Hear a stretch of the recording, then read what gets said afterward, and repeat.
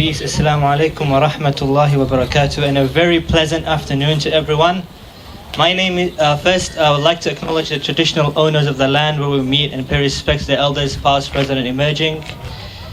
My name is Yassine and I'm a youth mentor, one of the youth mentors based in Logan, and run the program at the Brisbane Youth Detention Centre. So it hasn't been very long since I started, and it has been just a month since I started, and since I've started I've had quite a journey with a lot of experiences and a massive learning curve. The first day I started, I was really nervous, nerves were kicking in, how is it going to be? And my main goal is to work with the Muslim African boys in the prisons and all the other boys as well. So I was really nervous, and first I started in, we had a cooking session with the boys. It was really successful, and I was able to connect with them. But to build a better connection with them, I had to connect with them slightly better. And so time went on.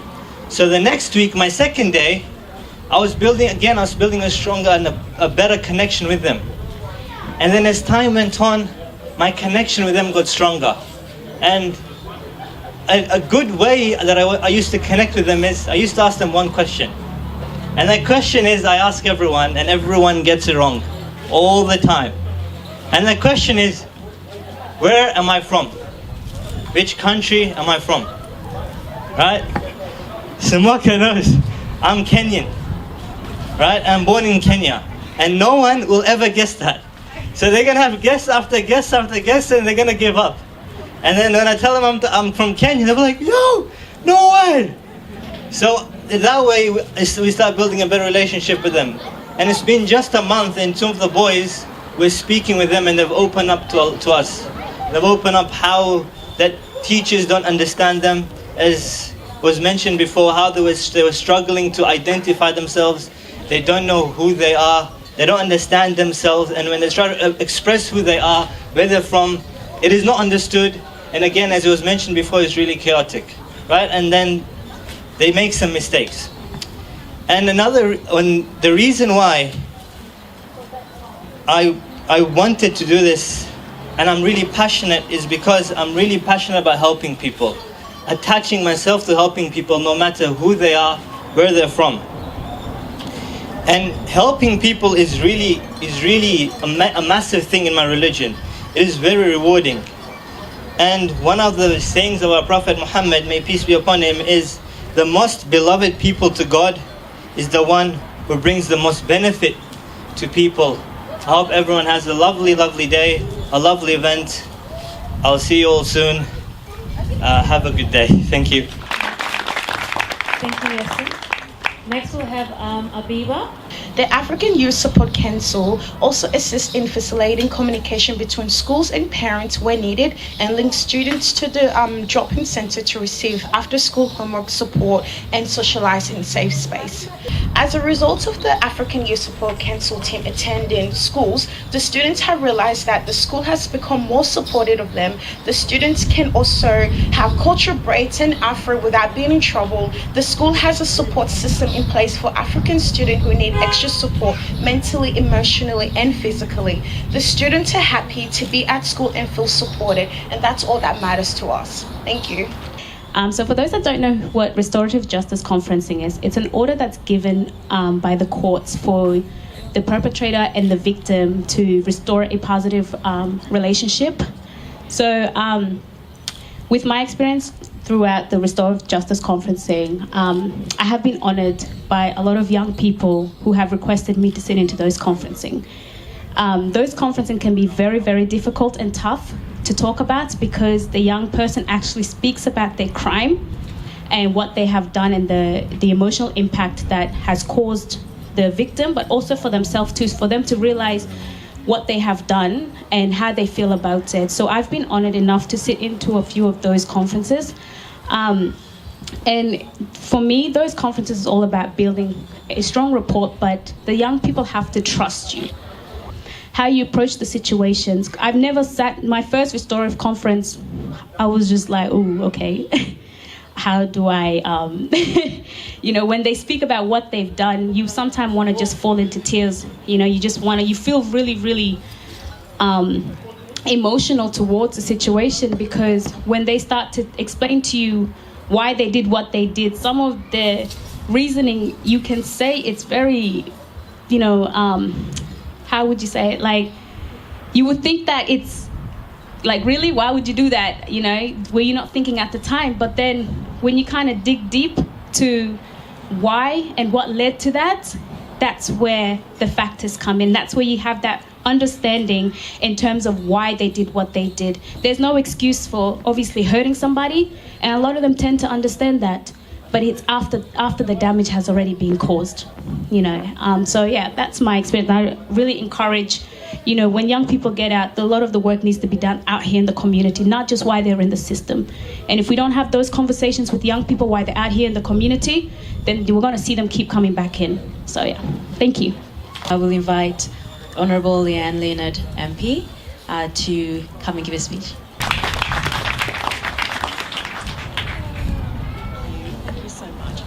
Thank you so much. Thank you, Balash, for the kind invitation to say a few words. And if I can just start by acknowledging you, Uncle, and acknowledging the traditional owners of the land on which we are meeting today for this very special opening, the Turrbal people, and pay my respects to elders, past, present, and those who will come. And in acknowledging the elders, can I also acknowledge the elders of the African community who are here today, and indeed the elders from all communities and cultures who are here today, and to thank you for your guidance and your wisdom and your support as we all move forward as a community. And it's Benny, I want to acknowledge you also. There are many dignitaries here, and I respectfully acknowledge every one of you and thank you for the contribution that you make. And Lewis Lee, a dear friend of everyone's across community, has acknowledged you all. But I do want to acknowledge you, Benny, and all of the leaders here from the African communities for what you have achieved today. And also to thank you for the absolute privilege of providing a few remarks, because this day belongs to you, it belongs to every one of your community, it belongs to your extraordinary youth mentors, and for you to give me an opportunity to say a few words and reflections, it really indeed is a privilege. And I thank you. I come, of course, as the Minister for Children, Youth Justice and Multicultural Affairs, but I come most proudly as the member for Qacc, because this is my local community, this is my own electorate, and anybody who knows me knows that there are two things that I hold most dear, and the first is my family, it's my husband and it's my two children, and the second is my community. This has been my home and the home for my family for 3 generations, and it has been tremendously good to me and tremendously good to my family. And I feel and there are many community members who are here today, and they know who they are, who feel equally.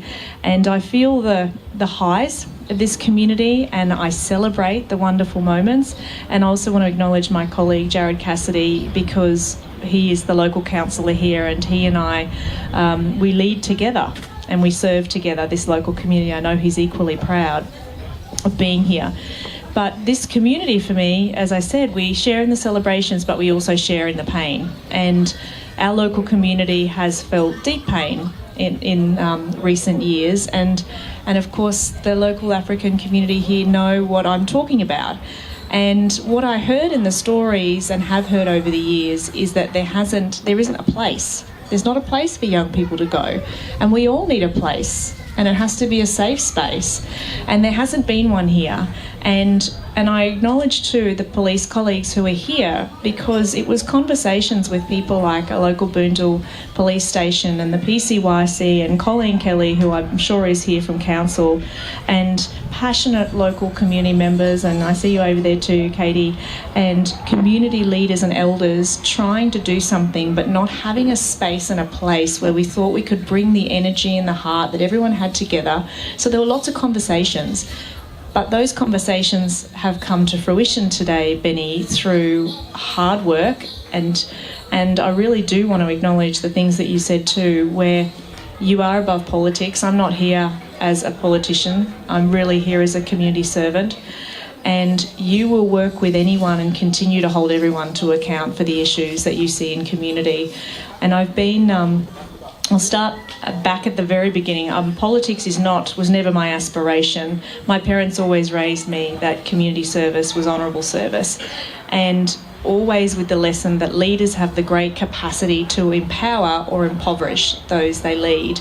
And government's a wonderful way to serve when you get it right. But government is something that we need to continue to evolve, to listen to community and to find better ways to deliver in systems. And when I was appointed as the Minister for Children, Child Safety, Youth Justice and Multicultural Affairs, what I've learnt very quickly was that politicians speak. We have a microphone often, but really my job was to listen. So I have spent the last 2 years sitting and resting in trauma, really. There's trauma across the portfolio. This is the portfolio of deep trauma across communities. And very early on, Benny, you sat with me and you said, I have been trying to talk to government and tell them that we have an idea that we want to help our young people, and yet we go to our jobs every day and then we come and we volunteer, and other groups get funding to deliver services, but they're not the services that our young people need. Help us to deliver the things that our community needs. I don't have a glossy document. This is what I want to deliver. No one seems to understand what I'm saying. And we went on a journey, and my Executive Director of Multicultural Affairs is here, and I also give kudos to my Deputy Director General, Phil Brooks, and they sat with you and we got it.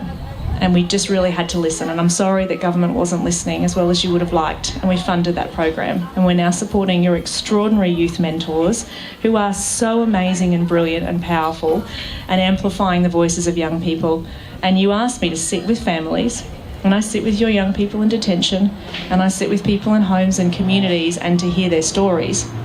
And so when you uncovered that plaque, and it was my name on it, which it shouldn't be. It should be yours. It should be all of your community.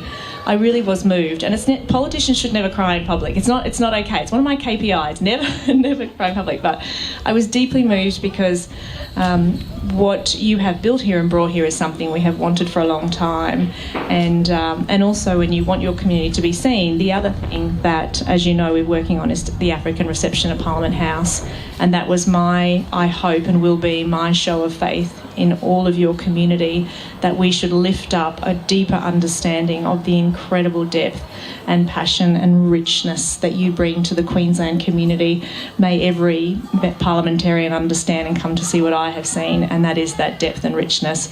I'm here to serve, to continue to listen. I argued vehemently that you would come to my electorate because Qacc is a place of welcome for your young people, and I will be here, as will my electorate office, personally in his sitting with your community and hearing the stories. So, as I said, thank you for the opportunity to make a few reflections. You are deeply wanted and welcome here in my community on the North Side, and we look forward to working with you. Thank you. Thank you very much, Minister Leonard, for your beautiful words of support and courage. The community has heard you loud and clear. And if ever there was such a beautiful interruption. In a moment, I'm going to make a reflection about this building and what we've seen on the inside. But first, Benny, I just wanted to start with an observation of the people sitting around you. And it shouldn't be underestimated what you have gathered here today. Sure, there's some amazing leaders from the African community, and that's wonderful and to be expected.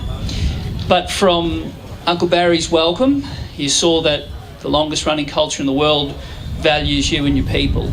But have a look around and see the faces from throughout the globe, and community leaders in their own right who have come here, and their presence says, we welcome you and we welcome what you're trying to achieve.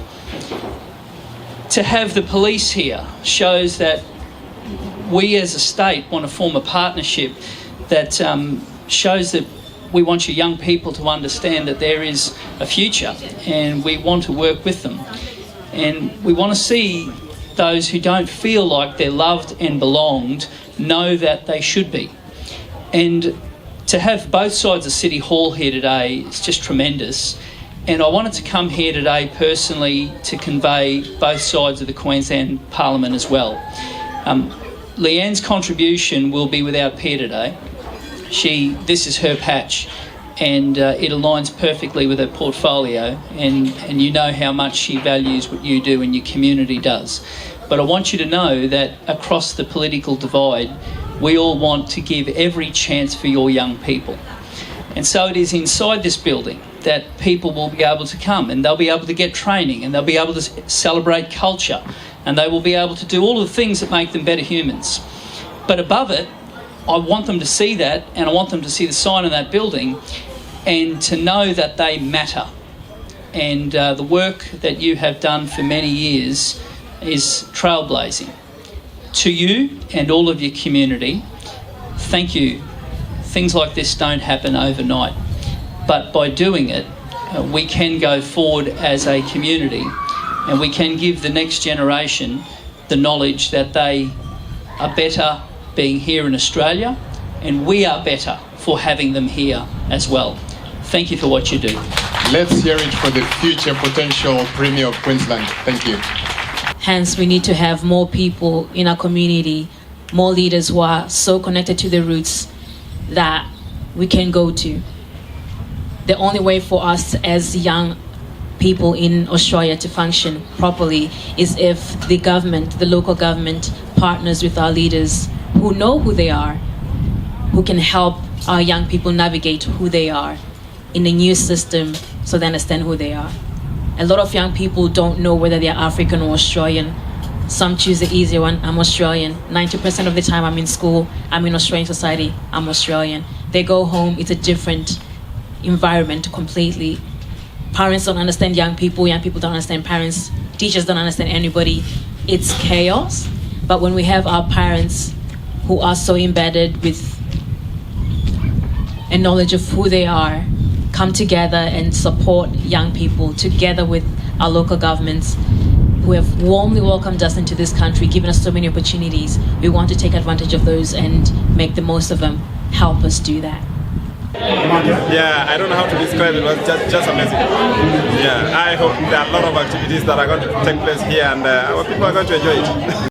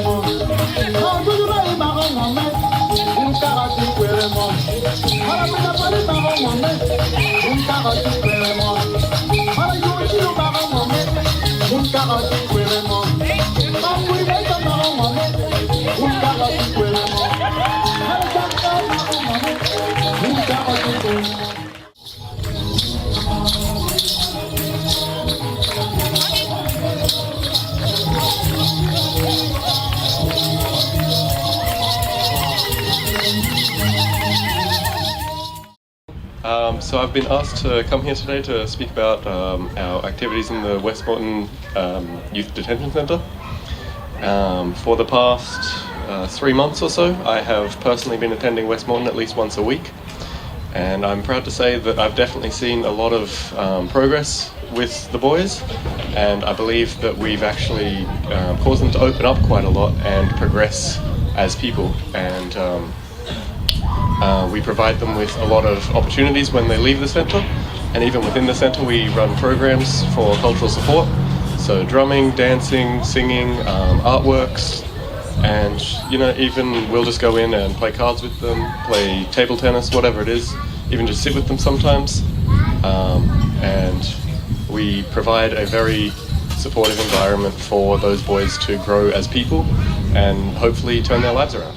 So my name is Amandi, like Belle said, and I'm a youth mentor over here at AYSC. So I joined the AYSC family in May this year, just 2 weeks after I came to Australia. Benny put us straight to work, and before I knew it, I was asked to work at the youth detention centre. I must say I was quite nervous at first, because as you could say, as you possibly guessed, I'm not African, I'm Sri Lankan, and I look different to the boys. I speak a different language, I'm from a different cultural background, and I look different. So I was very nervous that the boys possibly would not appreciate this difference, or would see it as a barrier to make a connection with me. From my weekly visits at the centre is that, of course, the rapport building took longer for me and for Miles. I think it was a little bit harder for us to initially rapport build with the boys, but what's really important to understand is it's actually an issue of trust.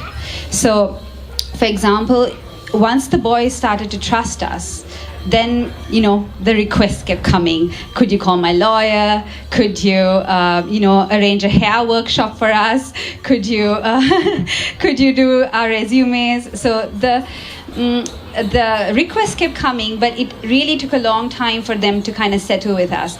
So I think to anybody who ever wonders how they're going to make a connection with a community member, the question is, how are you going to build trust with them? And if you could do that, they see you as a part of the community. Yeah, thank you.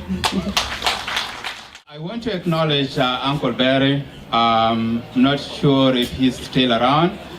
He's a friend of our community and a great elder in our community, the African community. So thank you for everything you do. I also want to acknowledge the First Nation people on whose land we are gathering today and celebrating. I pay my respect to the elders, both past, present, and emerging. I also want to acknowledge our dignitaries. I don't want to go through the list, but I just want to mention a few people. Minister Lynette, thank you so much for everything that you do, and thank you for taking time to come and visit our community. This is why we do what we do. And I think when you take time to come and meet with the people, you will make better decisions. I remember last time I invited you and a few other MPs to come and visit a family in the community. And I would say from that time when that incident happened, that tragedy, from that time up to now, we've lost 4 other people, very young people, similar incidents. And there's so much going on in our community, and that's why we need to have places like this.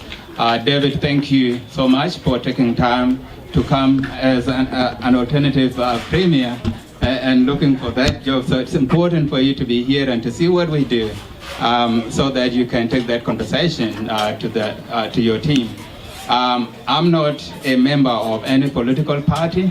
I'm just a community leader, and as such, I engage with everyone regardless of their political affiliation. So just want to mention that. So when you see me, I engage with everyone, and I don't have any particular affiliation.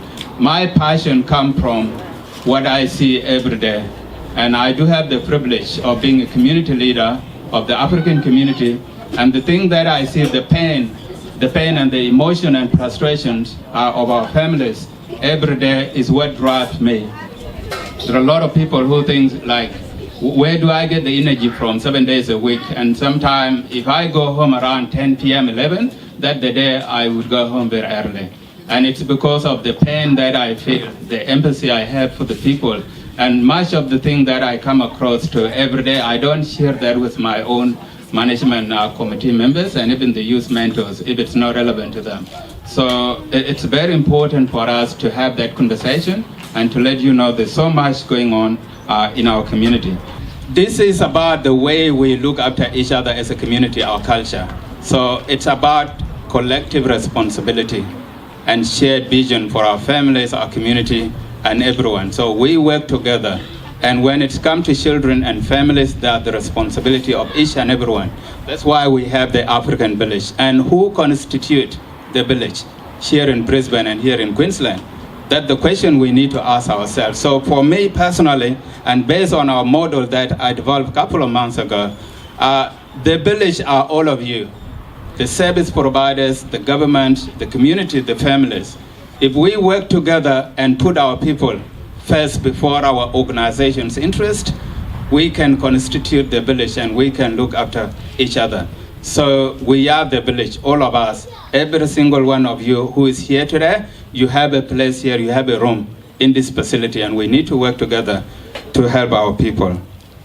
This place and other two facilities, the one we're going to open on the 10th of September in Moruka, and one at Red Bank Plains that's been operating for the past 12 months, 3 of them, they are open to all young people from different backgrounds, all different cultural backgrounds. So it's just the name African, but the facility is open to young people and families and organizations from all different cultural backgrounds. So I want you to take that with you.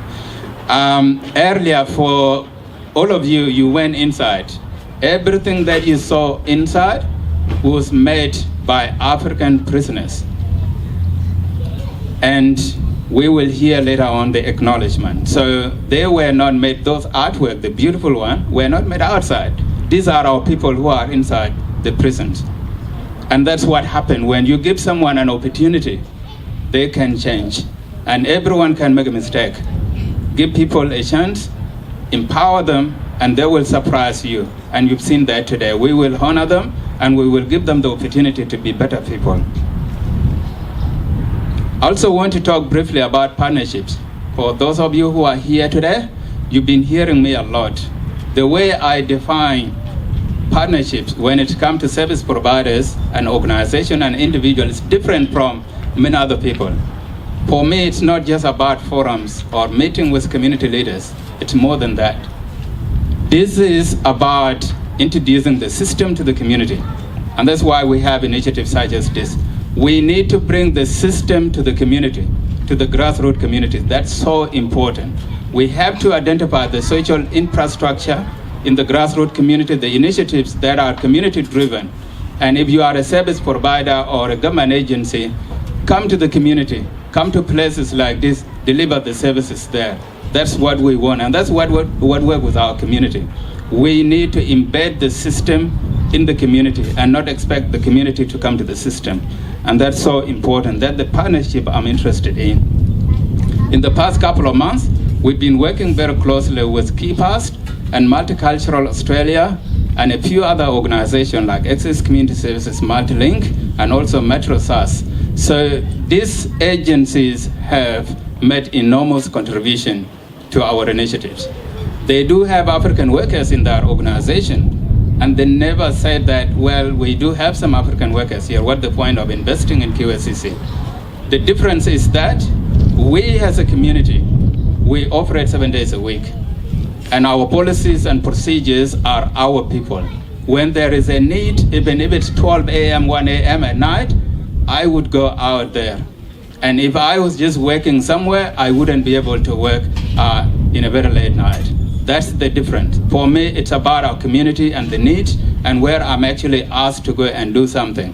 When people finish and go home, I start another job. I'm a full-time manager. I've been doing that for more than 9 years. And the impact that I made in the past 2 years as a community leader, I couldn't do that when I was a manager for more than 9 years. And that's because as a community leader, I'm free to say what I want to say. I'm free to do things in the way I want to do them. And I'm free to go out there whenever I want to go out to do what I need to do. For the past 2 years, we've made a lot of significant progress because of that approach. So the last thing I want to mention is around the system, especially to our leaders who are here, from the government and also people who are in parliament and different agencies. The system, the way the system works, it's quite challenging. And I want our leaders and decision makers to know that. Every time I'm going out there and media is making noise about our community, for example, there are a lot of people advocating there and they don't know what's happening. I will be there supporting those families and young people, going to the hospital, staying with them, holding the hands of mothers who are mourning, who are misrepresented or misunderstood. And people tend to question their parenting skills or their love for children because people don't understand their frustration. So I would like the system, especially people who make decisions about resources allocation, to come and feel the pain, to meet with the people. And when the system rely on shiny written document and data that you don't know where it's come from, you cannot help the people. It is important to take time and go out there and feel the pain, see the people, see the mothers in the eye, see how they're going through the suffering and hardships and frustration in terms of engaging with the system. And from there, you can make a decision. And that's very important. So I would like our leaders, and that's why I'm very appreciative of all of you who normally take time to come and meet with the communities, to share the same message with senior public servants who make decisions most of the time, to know exactly what's happening, because they don't usually get that privilege as you do to come and meet with our community members and feel the pain. The last message is a thank you to the federal government, although I know most of them will be attending the Maruka event on the 10th. So I just want to say thank you for the support. And it took the ministers to come to our center at Red Bank Plain with some of the advisors, and we had to do the presentation in terms of what we do so the minister could intervene in the decision, and I don't want that. I would like those who make decisions to understand the work that we do. It shouldn't be about the minister coming and look at what we do. We had to convince them and tell them what we do before they make the decision. We put in the application, it was rejected. I had to organize the youth mentors and everyone to present the data so the minister could intervene and we get the support from the federal government. No, we shouldn't be assessed based on those applications. It should be what is happening at the grassroots level. Last message to the parents and community leaders who are here today.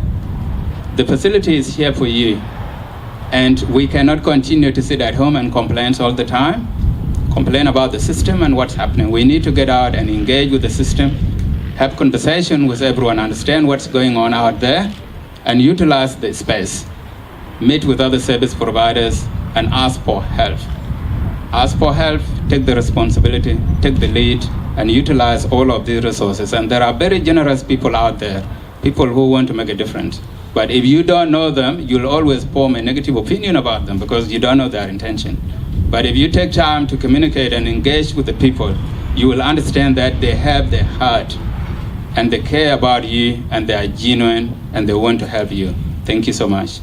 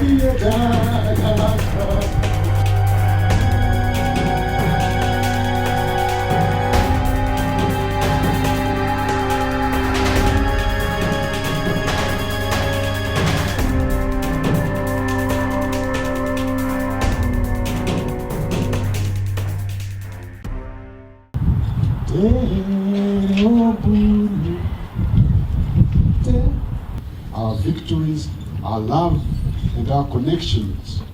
Not a place where we come to heal our wounds and our failures. And this place is the village of celebration.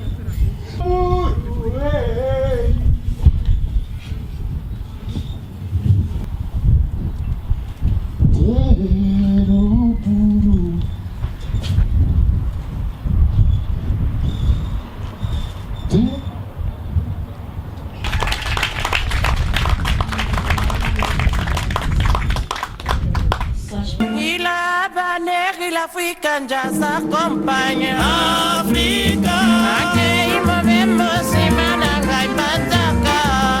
África, organiza te xerida coisa que lá yo. África, aquele movimento se manda vai pataca. África, organiza te xerida coisa que lá yo. África, balingi babina musique Africa. Africa, y la condolencia y la ricociera compa. Africa, y la cara en mi coro, jero, vili, mi joseo. Africa, y la condolencia y la ricociera compa. Africa, y la cara en mi coro, jero, vili, de chove. Africa.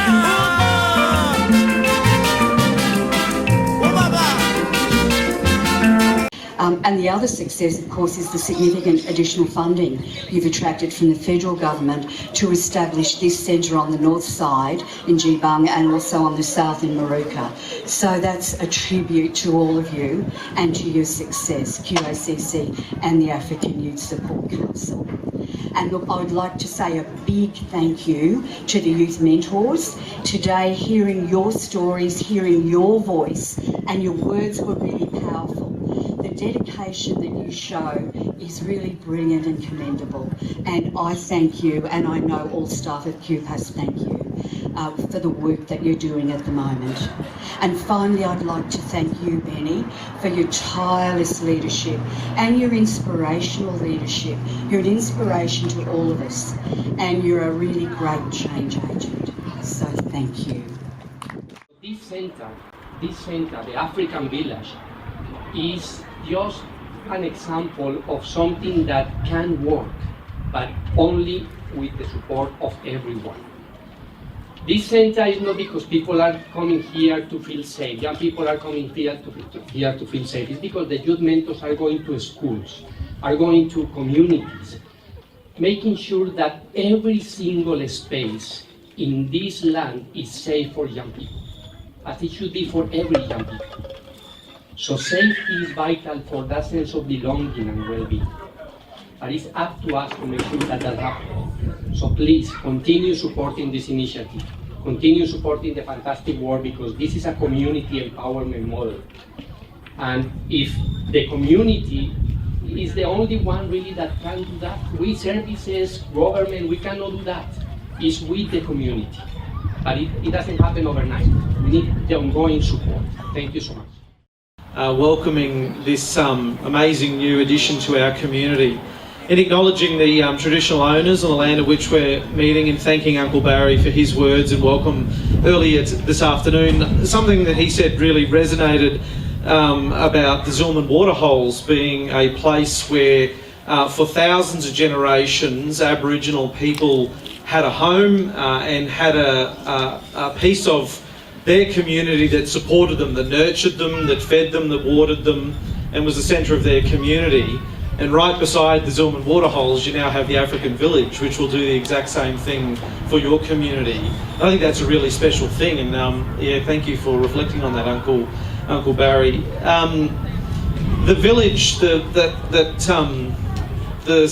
saying that it takes a village to raise a child, I think has its roots in the African culture of the village, as we've heard earlier today about how a village is formed. Starts with a very small unit and then is added to, and that does become family. I think you have a family, and sometimes that family gets broken up and you get separated from that. And throughout your life, you are able to add to that and bring people in, and the people that support you and and people that you support, and you're able to create a family, create a village through your actions and through those relationships that you make. And I think today, after having sat here for the last 2.5 hours, I feel part of a family myself in experiencing what you've brought together through your hard work. And it absolutely hasn't been easy in bringing this together, but building those partnerships is critical to addressing those issues that have been talked about today. And really thank the mentors for sharing your stories and the stories of people you are supporting out in the community. And just finally to Benny, we don't go way back like a lot of people here do. In fact, today is the first time we have met, and I hope that we are able to build a long-lasting relationship and work together here. But you have inspired me for a long time in responding to and dealing with some wicked challenges in your community and standing up and giving a voice. I've watched you from a distance, and you've inspired me, you inspire your community, but you, through your actions and your leadership and bringing all of the people here together today, inspire the whole community. And you're not only just supporting the African community, but our broader community here across Brisbane. Brisbane's the most multicultural city in Australia. A lot of people often think that's Melbourne or Sydney, but it is in fact Brisbane. Over 30% of people here in Brisbane were born overseas. If you add in the next generation, there could be children of people who are born overseas, that's well and truly over 50%, probably nudging 60% here in Brisbane now. So we're a real melting pot, and in many, many ways, probably the most successful multicultural city in the world, but it's not without its challenges, of course. But I think we can lead the way, and things like this, bringing the village here, the African village to the north side, goes a very long way in that. So, as Leanne said, part of being a leader, an elected representative, is leading. It's also about listening, and that's what I've been doing today, and hearing those stories, and can commit to you today that I'll walk with you on this journey and support you in every way I possibly can. Thank you very much.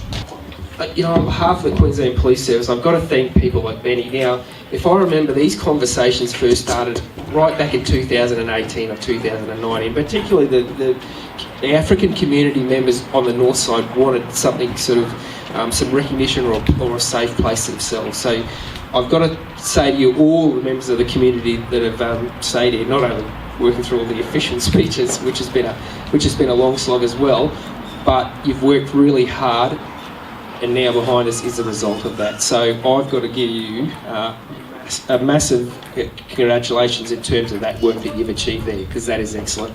To the youth mentors and other people that are working with Youth Justice, the Queensland Police Service and our colleagues in corrections, can I tell you, you are making a difference. So what we're seeing on the ground is actually youth in particular being diverted away from problems and making the wrong decisions. So for those of you that are there, yep, you are really, really making a difference to the community for that. So can I thank you for that?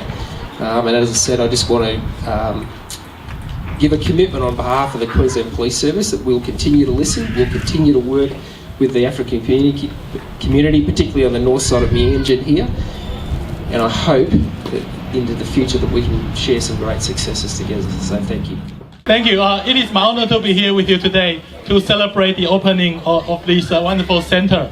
And I'm also here today representing the Lord Mayor, Councillor Adrian Schreiner. And if I can start by reading a message from the Lord Mayor. Congratulations on the grand opening of the African Youth and Community Center. This space will play an important role in guiding our next generation of leaders and building a stronger, connected and more inclusive local community. Brisbane is already renowned for being a warm, welcoming and inclusive city. This is made possible by our multicultural groups and organizations that play such an important role in supporting residents of all backgrounds, cultures and nationalities. And thank you to Queensland African Communities Council for creating this vibrant and welcoming space. Adrian Schreiner, Lord Mayor of Brisbane. I would also like to do some personal reflection. I must say I was very touched when I was listening to the words of our good friend Benny.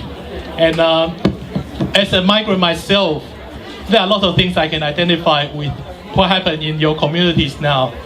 I was listening to Agnes, one of the mentors, when she was saying in the school there are still kids calling people from African background with the N-words. I can tell you, when I was a high school student, I've been called Qacc before. So I think, of course, that was 30 years ago. But I think with time move on, people start to understand each other. We improve on our understanding of different cultures and accepting, the differences we have. But also, I must say, I understand as a migrant, you actually, when you first arrive in here, you question your identity because you just came from an old culture into a new culture. But the most awkward thing was you also question about your future because you are adapting to a new culture, a new society, which you are not familiar with. But can I tell you something? This African Youth Center here, I hope it is just a beginning for you. Because since I came here 30 years ago, I was in the same position as you are today. We had to ask for help from friends, from communities, from political leaders. But that's why I put up my hand to run for a political office 11 years ago, because I believe we are all Australian. We can all contribute to this great country. We are part of this country. This is a multicultural country. No matter where you come from, no matter where you came from, we are one, and we should be proud of that. So I hope this is just the beginning for the African community. I always tell people I have a dream. I hope one day I'll have a council colleague sitting next to me from African community and other cultures. And I'm sure to our Minister Leonard and also Opposition Leader David Crispoli and also my council colleague Councillor Gerard Cassidy, we all agree that we need more representation from different cultures in our politics, because by then you don't have to asking for our help. You will be there voicing your voice, and you actually share your culture in the political decision-making process. And I think that's the most important thing for a migrant country. So I like to take this opportunity just to share my thoughts with you, because I've been through this. It took the Chinese community 30 years to come to where we are now. And I hope, you can have a shortcut, take shorter time, and I hope this youth center is the beginning. So I hope we see the young mentors today, young leaders today. I hope one day we'll be sitting in the council, in the parliament together. And I think that's what Australia is about. This is such a beautiful multicultural country. And of course, I understand you go through some challenges, but believe me, the better future is ahead of you. Thank you. Thank you. First, I really like to acknowledge the traditional owner of this land. I always, when I think about the owner of the indigenous people as ourselves, most African country, I'm originally from Ethiopia. And I know what it means to be connected with your land, to be ownership, and continue that ownership. And I really recognize that, and I relate with that. And I always, whenever I walk, that relation is there. Just quickly talking this African village, what it means as myself, I have different hats.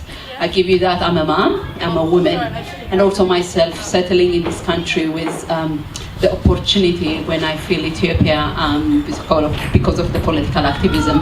I was being welcomed by Multicultural Australia, and I was being working closely from the day just after a month of my arrival. But through that I was being really honored enough to be working back to the community. And the journey I have is I'm privileged. I was been speaking English. I have a good connection from the day one.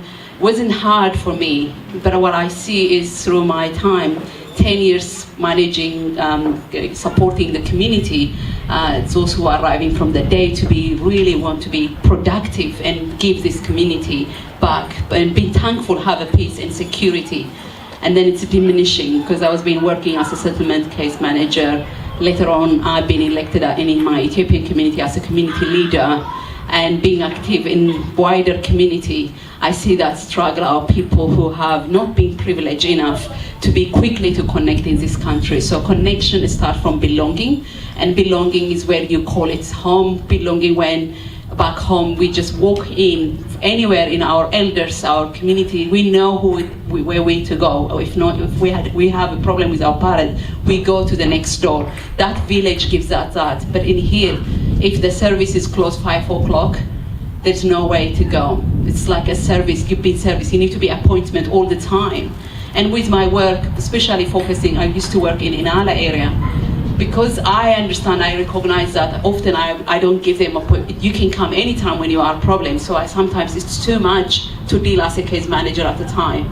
And I see that struggle, not having our place where we can continue supporting our community after hours. And Benny is really a good example of many of the leaders in our community. We never stop working. And as I said, I work at now currently I manage the South Community Hub, which are also born from the need to prevent domestic family violence in early intervention, because crisis always attract attention by the service, by decision makers, but the early one, the struggle, that's where it's missing. There's not much investment in there, in the prevention, early intervention, finding and bringing the community to be actually tackle that. And that's especially finding a space as African community, it's the hardest thing, because most venues we are actually the least sometimes to get a hold, and very few service provider offering us, without fee. So this place is the place where we can, in Morocco, and we have now in Ipswich and here, we can actually, without any being bothered to be thinking, we know we can run a program whenever we see the problem, whenever we want to intervene. I speak this as an Ethiopian community leader, but also I speak as a South community. I've tried to prevent and intervene domestic family violence, because we need that community wrap-around program, because sometimes they don't want to be serviced. They want to come together and have a chat and reflect and solve it in there. They don't want to get that thing is to get out. So this kind of venue will help us that to be done, that exactly, building a peace in our community, preventing, managing the crisis before it becomes a violence or becomes a problem. So thank you, Benny, for your leadership. And I always say, since you become a leader in our African Community Council, we are being, progressing, and we all been complaining. Sometimes we are out of time to address those things, but you gave us that leadership, and thank you so much. And also I was saying, this kind of venue will give us now, because as a Department of Language in African Council, I manage that. I'm so excited. Now it's a burden is to run the language school in all those venues, hopefully. And I know we're struggling to get voluntaries, especially those language, because we want to continue our children to learn our language so that we can better to communicate, better addressing our issue. So thank you so much for all politicians who make this decision, being partner with us, genuine partnership, and all the service. Thank you so much. Good afternoon, everyone. I'd like to first greet you all in the name of Jesus. My name is Neni Broby, and I am the youth mentor based in Northside. I run programs in school and also in the juvenile detention center. Today, I would like to share my experience running school suspension programs and supporting a young person in the juvenile detention center.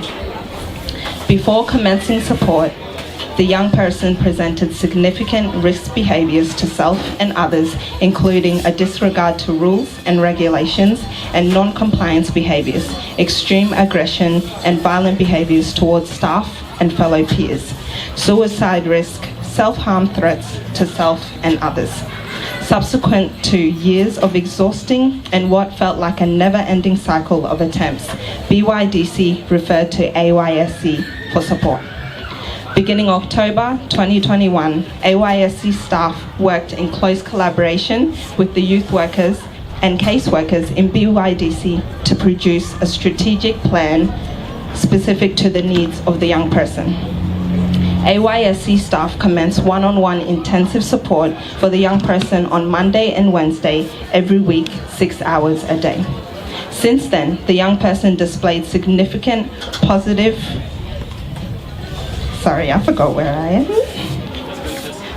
behavioral changes. BYDC staff noticed a reduction in concerning behavioral episodes towards self and others, stating it has made a significant difference having you here to support us. Furthermore, the young person ensured to reach out to the mentors almost 5 times a day for further support outside of those hours. This demonstrates the value in the support given to the connection developed over time. I can happily tell you today she has now been released into the community and works closely with us each week so that we can get her state of life back on track. Might I mention, the support we offer is not limited to the young person, but extends right through to their family. We believe support is not complete for a young person unless it tackles all other factors in their environment, including the family dynamic at home. We are fortunate enough to now have this amazing facility to aid us more greatly in the support that we provide. When a young person is released, we can provide them with support both after school and during the school holidays or during the suspension period through our school suspension program. We liaise with schools to refer students who have been suspended to AYSC's programs so we can engage and support them during the suspension period. This minimizes potential risk for further disengagement, as they may choose to just play games and hang out with the wrong crowd. We work closely with those suspended students to assist in addressing the issues that led to them being suspended in the first place, and help them with their schoolwork as well. We believe it is essential for students to remain engaged instead of simply staying at home in this period, and we make sure they are referred to us by their enrolled school. We look forward to supporting many other young people through our programs in the future and hearing many other success stories like this one. Thank you for listening. This center will allow youth to collaborate and also will allow the development which will enhance social connection among youth and also as well as peer-to-peer learning. Number 3, this will educate and create awareness around issues like alcohol and other drugs, mental illness, explore intergenerational trauma, and have constructive conversation on healing processes. This place will also promote development. It will allow youth to socialize and share ideas. There will be a space where youth can express themselves and be listened to. This place will encourage talent and support young people in pursuit of their dreams and goals. Point number 5, this place will also foster empowerment through leadership development. It will also develop soft skill, mentoring, goal setting, and public speaking in our young people. It will be a healthy lifestyle. Healthy lifestyle will be encouraged through cooking and consumption of nutritious food and having a constructive dialogue and habits to promote positive mental and physical well-being. In summary, ladies and gentlemen, I would like to say youth are the heart of the community. They must be nurtured, they must be developed and invested in. And this center is doing exactly that. We must believe in our young people that their dreams and hopes are valid, that we must equip them with tools and resources to navigate through life, to problem solve, to realize that they're capable of making change and being the leaders of tomorrow. I would like to finish with this note. There are so many positive developments that are happening under leadership of Qacc, led by Bany Bola Tedit Bol, AOM. And I would like you, ladies and gentlemen, I would like to urge you to please join us in building a better future together through ongoing fundings, advocacy, volunteering, and participation. I thank you all for being part of this remarkable event. Thank you all. Opportunity to thank this beautiful country, Australia, its people for welcoming us. Thank you to every single person that made this day possible, even to the silent voices that adds to our voice, that beautiful MC, and to my most beautiful, what do I say, Belange? Yes. Beautiful co-host. I say to her, it cannot end without you. So please. You get a bit of a taste of what we have to deal with when we go to the south side, but we're so grateful. So grateful to have all of you here. Thank you for making this day happen. As a young person, as co-manager of this space, I'm so grateful to have it officially open, and please inform your communities. The space is open for you guys to use. The space is open for you guys to use it, be there, like run programs. Let me know, okay? I'm always here. I'm only like 5 minutes away. Even if it's like last minute, let me know. I'll be here in 10 minutes, okay?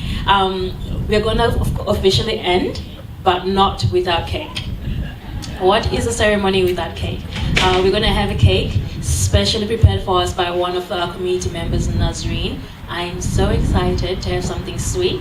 And as we officially close, I'm going to invite everybody to Muruka opening. We're going to be going to the south side one more time.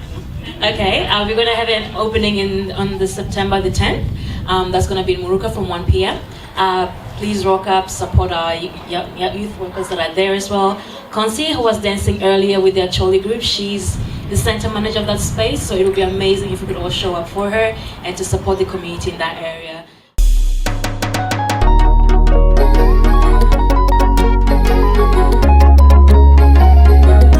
Kata keki kata